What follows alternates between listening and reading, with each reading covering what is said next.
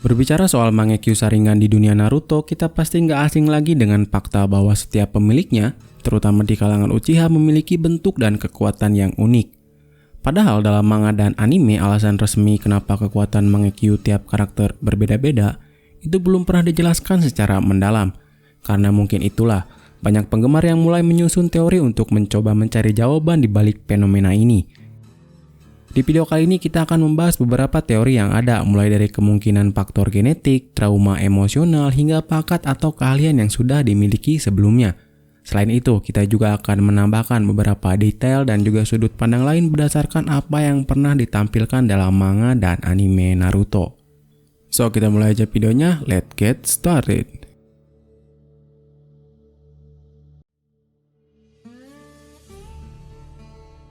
Latar belakang Dojutsu Kekka Genkai yang legendaris.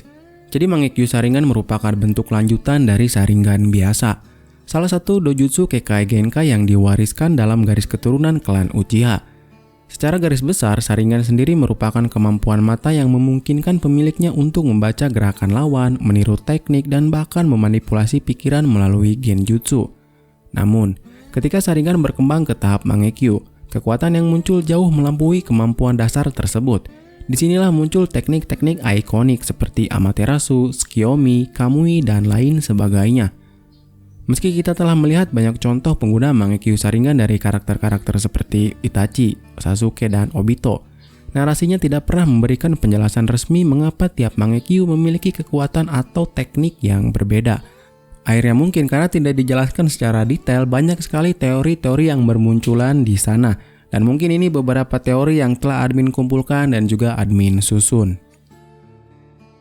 Teori pertama adalah faktor genetika dan warisan keluarga. Jadi salah satu teori yang cukup logis adalah bahwa faktor genetika berperan besar pada Mangekyo Sharingan. Mengingat Mangekyo Sharingan ataupun Sharingan biasa adalah dojutsu Kekka Genkai yang diwariskan secara turun-temurun. Tiap anggota Uchiha mungkin sudah memiliki benih kekuatan tertentu sejak mereka lahir. Contohnya saja adalah Itachi dan Sasuke.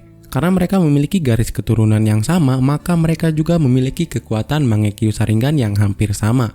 Sasuke dengan Kagutsuchi-nya dan juga Itachi dengan Amaterasu-nya. Dua jutsu ini meskipun berbeda tetapi tetap satu kesatuan, yaitu sama-sama elemen api. Jadi mungkin kekuatan Mangekyo Sharingan sendiri merupakan manifestasi dari potensi yang sudah tertanam di dalam keluarga.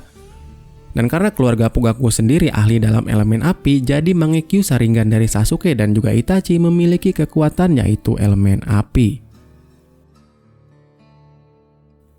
Teori 2, trauma emosional dan pengalaman hidup. Jadi di teori ini menyatakan bahwa pengalaman emosional yang mendalam atau trauma yang dialami oleh pemilik Sharingan akan memicu kebangkitan Mangekyo dan kekuatannya.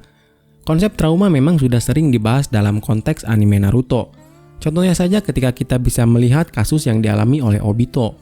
Saat dia kehilangan seorang Rin, di sana Sharingannya pun berevolusi menjadi Mangekyo dan juga memiliki kekuatan unik yaitu Kamui. Juga dalam kasus Obito ini, keterlambatan dan rasa bersalah yang mendalam saat tidak bisa menolong Rin bisa jadi memicu dari lahirnya teknik Kamui. Begitu juga dengan Itachi dan Sasuke yang dihadapkan pada situasi-situasi ekstrim di dalam hidup mereka, baik itu konflik batin, penyesalan maupun keinginan untuk balas dendam. Semua faktor tersebut bisa jadi mempengaruhi bagaimana kekuatan Mangekyo terus berkembang. Trauma yang dialami saat momen penting atau peristiwa yang mengguncang jiwa mungkin justru membuka pintu bagi kemampuan mata mereka untuk berevolusi dengan cara yang unik dan personal. Tetapi tentunya teori kedua ini menimbulkan salah satu pertanyaan yang sangat besar. Pertanyaannya adalah apakah setiap trauma besar akan menghasilkan Mangekyo dengan kekuatan yang unik? Dan jawabannya mungkin tidak, karena ada salah satu karakter di anime Naruto yaitu Madara, dia juga mengalami salah satu trauma. Ketika adiknya berhasil dihabisi oleh Tobirama, di sana Madara pun membangkitkan Mangekyo Sharingan-nya. Tapi hanya membangkitkan Mangekyo saja, dia tidak membangkitkan kekuatan uniknya.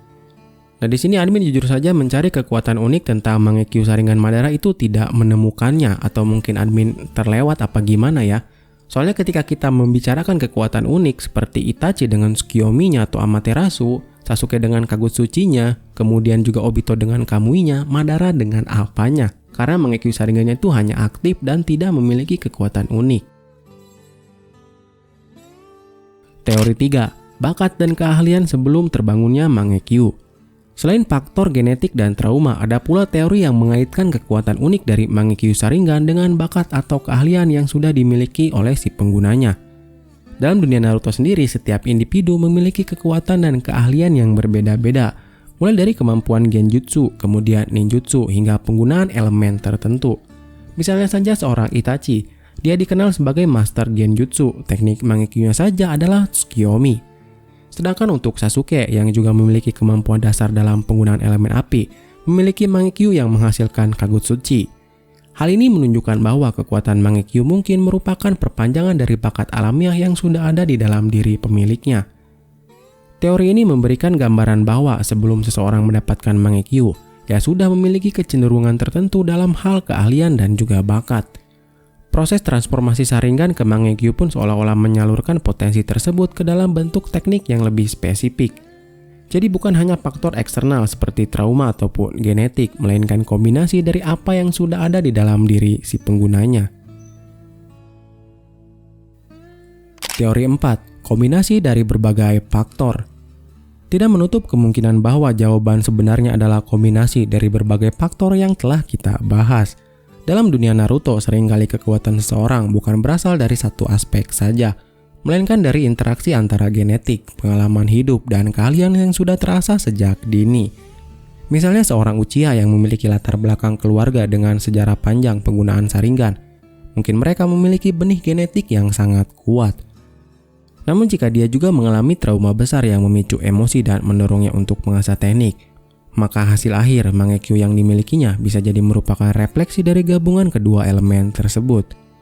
Demikian juga dengan bakat alamiah yang sudah ada bisa menjadi semakin berkembang ketika dikombinasikan dengan pengalaman hidup yang keras. Inilah yang membuat Mangekyo Sharingan menjadi begitu unik dan sangat bervariasi. Dan mungkin kita juga akan melihat contoh konkret dari 3 karakter utama yang pernah menguasai Mangekyo Sharingan, seperti Itachi. Itachi adalah salah satu karakter yang paling kompleks dan memiliki latar belakang yang penuh dengan misteri.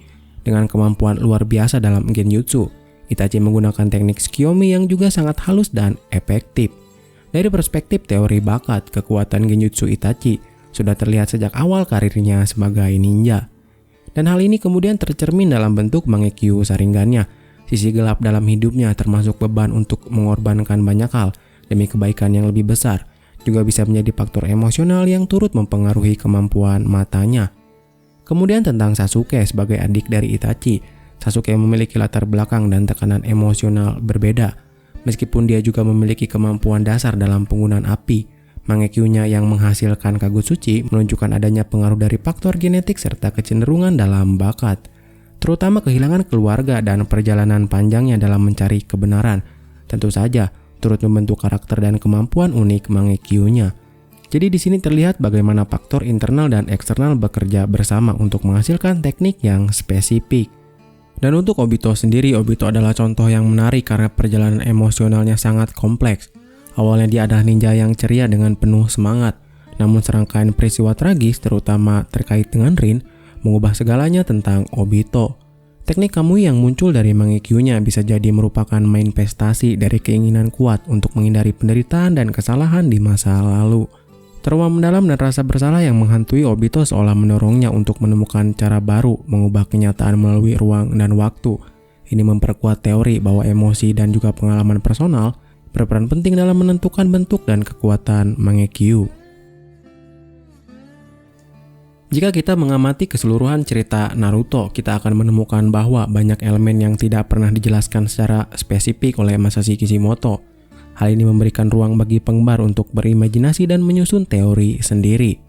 Meskipun demikian, penting untuk menyadari bahwa semua teori yang dibahas tadi bersifat spekulatif, hingga ada penjelasan resmi dalam bentuk cerita atau melalui wawancara dengan pembuatnya. Sebelum semua itu ada, kita hanya bisa menduga-duga berdasarkan petunjuk-petunjuk yang telah diberikan. Jadi kesimpulannya adalah kenapa setiap Mangekyo Sharingan di anime Naruto memiliki kekuatan yang berbeda. Hingga saat ini, jawaban pastinya masih tersimpan dalam misteri yang sengaja dibuat oleh sang kreator. Namun dengan menelaah teori-teori yang ada, kita bisa menyimpulkan bahwa kombinasi faktor genetik, trauma emosional, dan bakat pribadi menjadi kunci utama dalam membentuk keunikan teknik Mangekyo Sharingan. Masing-masing faktor ini saling berinteraksi dan memberikan warna tersendiri pada kemampuan yang dimiliki oleh setiap Uchiha. Kita sebagai penggemar tentu bisa terus mendiskusikan dan mengembangkan teori ini sambil menantikan kemungkinan penjelasan resmi di masa depan, apakah itu dalam bentuk sequel, spin-off, atau bahkan wawancara eksklusif dengan Masashi Kishimoto. Dan yang pasti adalah setiap spekulasi menambah kekayaan cerita dan membentuk dunia ninja yang kita cintai ini semakin menarik untuk terus dibahas. Jadi menurut kalian seperti apa?